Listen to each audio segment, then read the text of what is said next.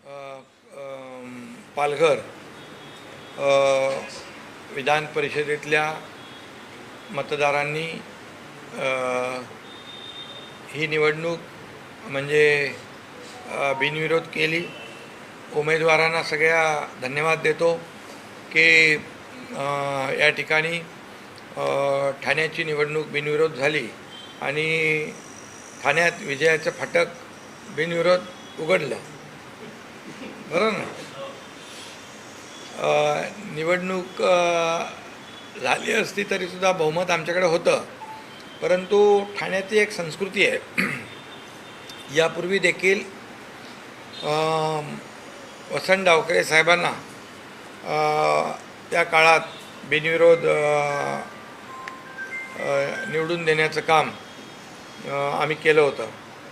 आणि ठाणे, पालघर विधान परिषद आणि यवतमाळ विधान परिषद, दुष्यंत चतुर्वेदी हे देखील बिनविरोध आलेले आहेत.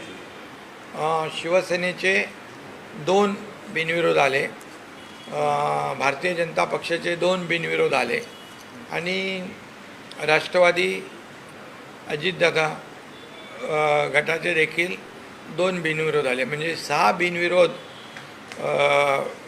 या ठिकाणी उमेदवार झालेले आहेत. ही पुढील विजयाची नांदी आहे. जळगाव आणि नाशिक देखील चर्चेअंती बिनविरोध म्हणजे आता एकमेकाला पाठिंबा, जवळपास ते दोन्ही बिनविरोध होऊ शकतात. आणि मी अगोदर पण सांगितलं होतं, ज्या दिवशी फॉर्म भरला त्या दिवशी, की 17च्या 17 जागा महायुती जिंकेल असा विश्वास मी व्यक्त केला होता.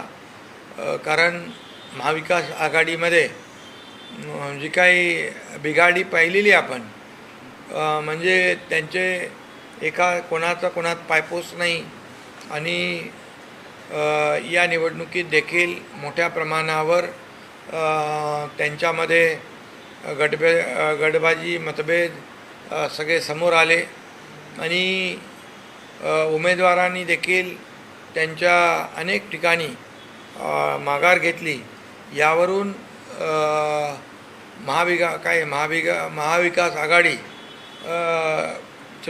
कशी काय परिस्थिती झालेली आहे महाराष्ट्रामध्ये, ही तर लोकसभेत देखील आपण पाहिलं, विधानसभेत पाहिलं, झालेल्या स्थानिक स्वराज्य संस्थांमध्ये देखील आपण पाहिलं आणि ह्या विधान परिषदेमध्ये देखील आपण पाहतोय.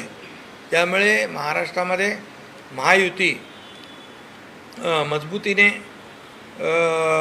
यशस्वी वाटचाल करते आहे. कारण महायुती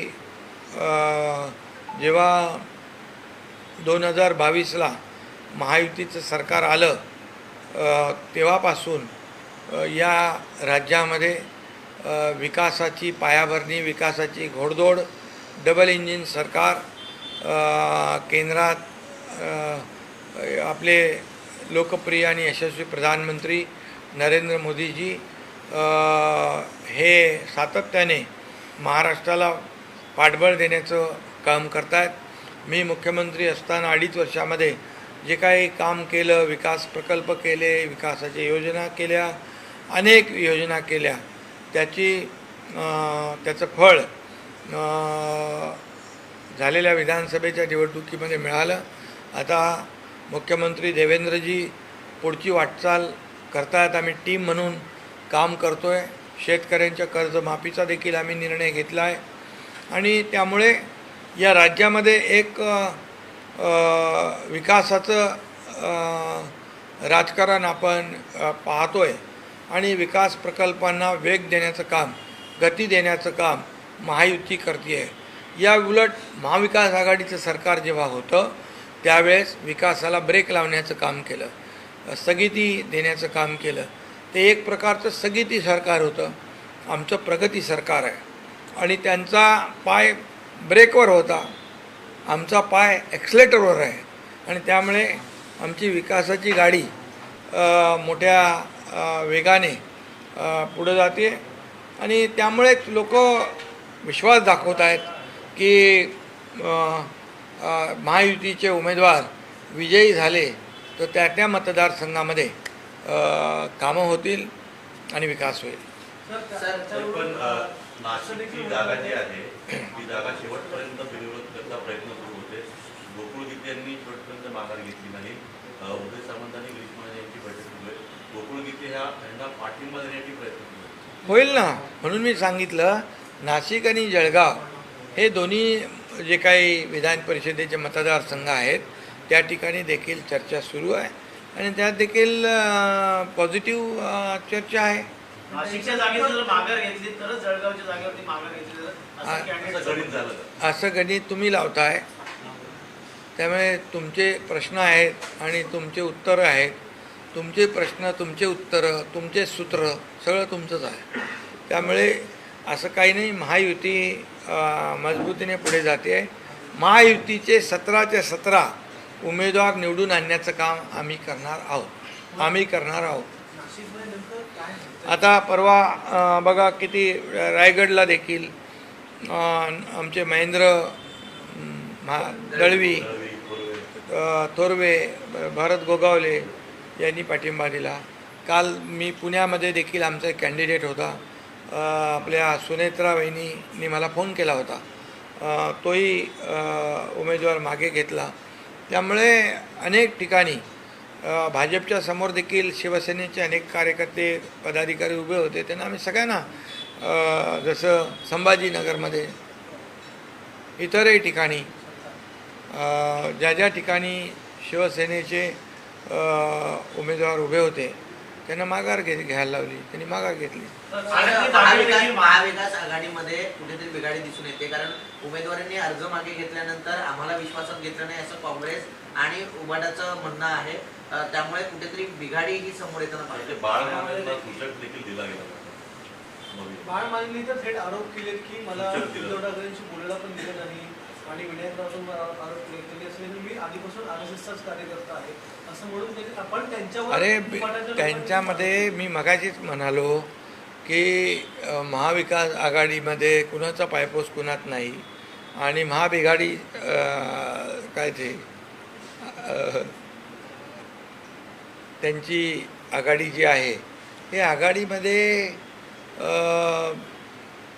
अशा प्रकारे जे पण पाहिलं या निवडणुकांमध्ये की कोणी कुठे उमेदवारी भरली, कुणाला कोणाचा पत्ता नाही, कोणी कुठून माघार घेतली तेही कुणाला माहीत नाही. आणि या सगळ्या गोष्टी ज्या आपण पाहिल्यात मी त्याच्यावर जास्ती काय भाष्य करू इच्छित नाही.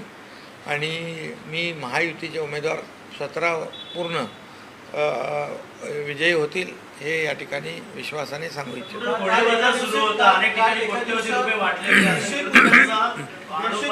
खर्च आले असा आरोप केला जातो बिनविरोध होण्यासाठी.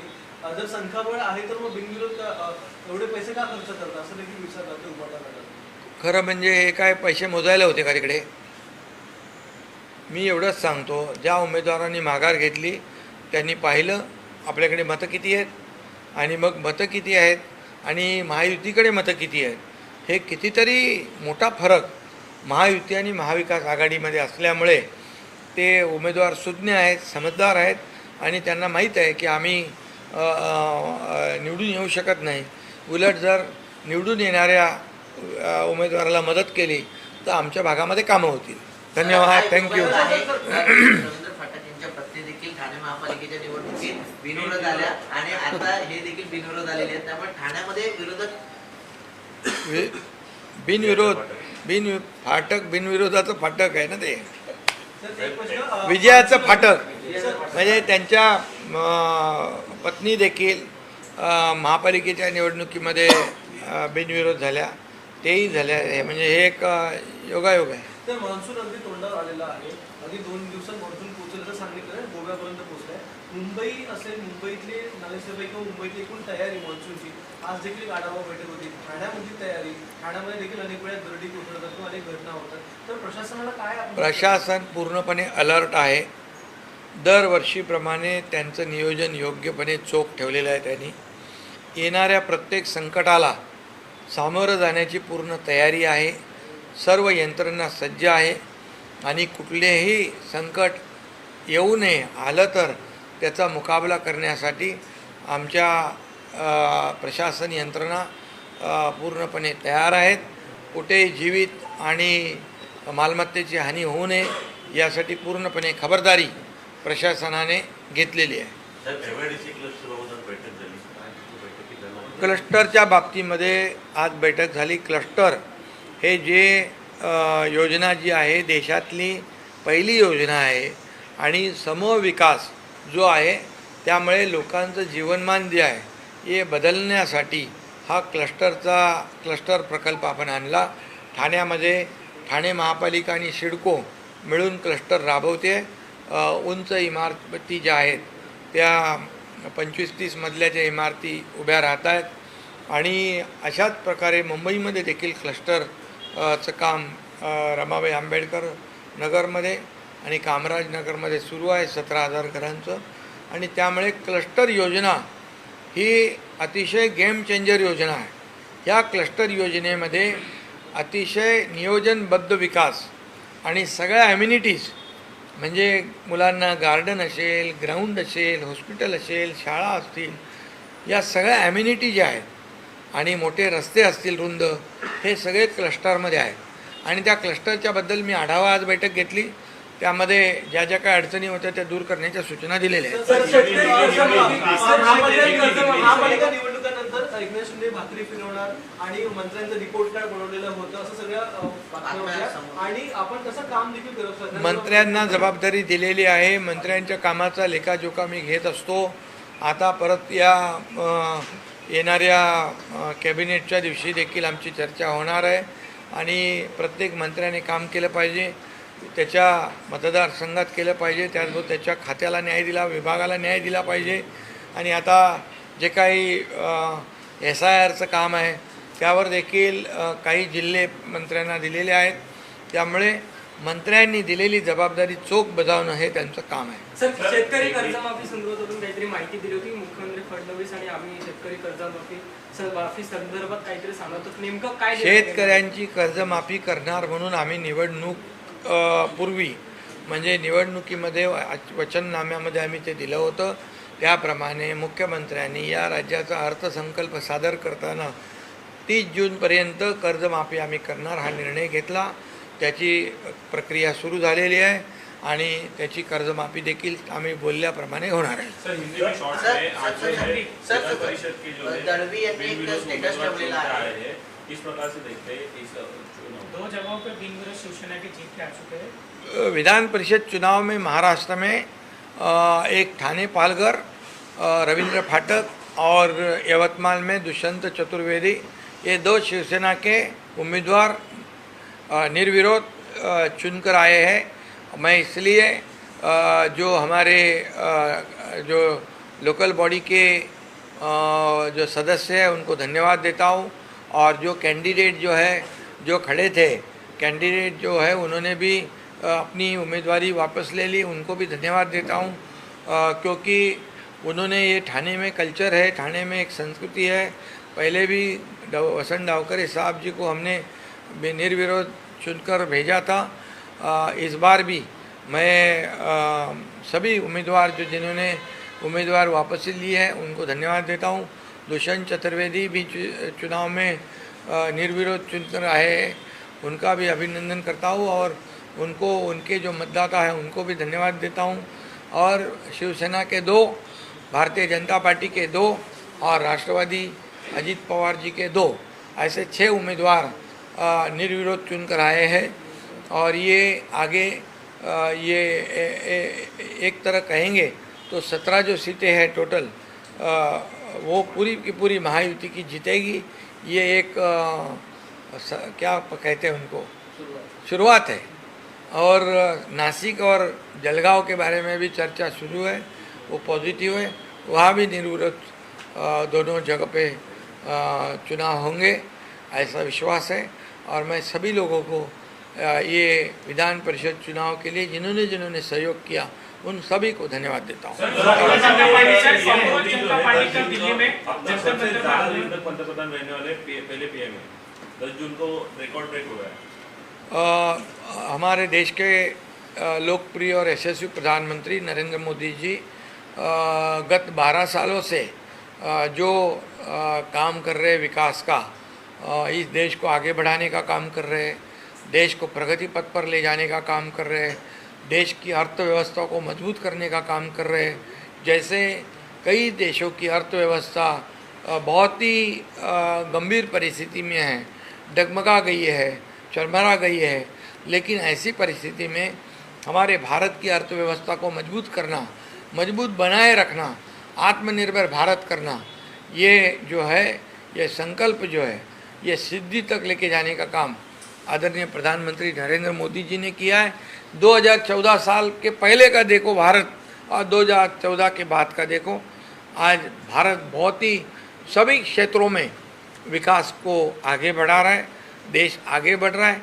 और इसलिए मैं यशस्वी प्रधानमंत्री नरेंद्र मोदी जी का अभिनंदन करता हूँ, उनको बहुत बहुत शुभकामनाएं देता हूँ, क्योंकि अभी तक इतना बड़ा विकास, इतने सभी क्षेत्रों में, सभी राज्यों में विकास करना, गरीबों के उत्थान के लिए कार्य करना, एक जो है गरीबी से लोगों को 32 करोड़ लोगों को गरीबी से ऊपर लाना और माता बहनों को आत्मनिर्भर बनाना, ये सब जो है, ये अगर कहने को जाऊँ तो समय पूरा नहीं होगा। इतनी योजनाएं मोदी जी, किसानों के लिए उन्होंने योजनाएं बनाई है।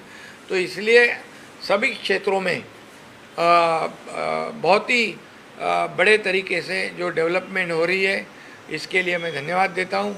और विकसित भारत 2047 का जो संकल्प है, इसको आगे बढ़ाना, $5 ट्रिलियन इकोनॉमी का गोल अचीव करना, ये सब जो है, ये मोदी जी की जो यशस्विता की ये रणनीति है। धन्यवाद।